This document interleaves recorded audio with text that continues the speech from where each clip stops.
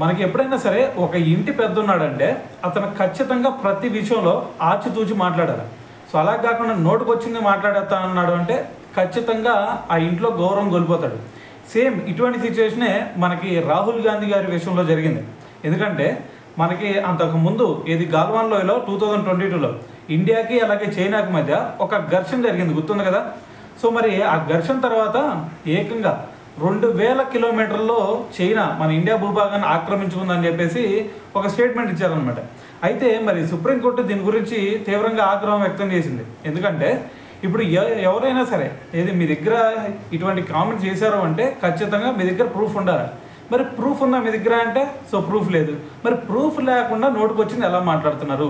ఒక ఇండియాలో పుట్టిన ఒక పౌరుడు ఎవరు కూడా ఇటువంటి కామెంట్స్ చేయరు. సో కాబట్టి నెక్స్ట్ టైం ఎప్పుడైనా సరే ఇటువంటి స్టేట్మెంట్స్ ఇచ్చేటప్పుడు కొంచెం ఆలోచించుకొని చెప్పండి అని చెప్పేసి సుప్రీంకోర్టు కూడా మాట్లాడడం జరిగిందనమాట. సో ఏదైనా సరే మరి ఓవరాల్గా విన్నారు కదా.